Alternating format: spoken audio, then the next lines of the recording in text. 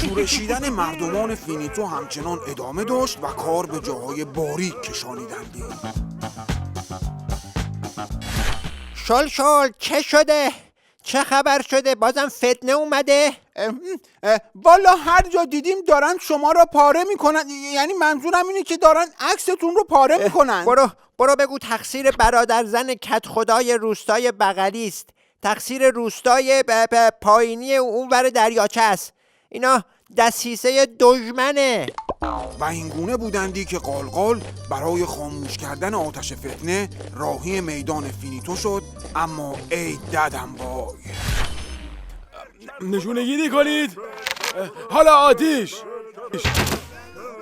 میگم مستقیم بزنید.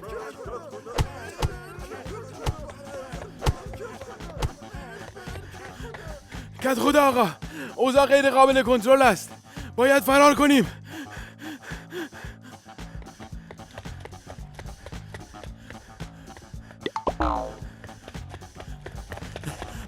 من جسم ناقصی دارم. من ریش ناقابلی دارم.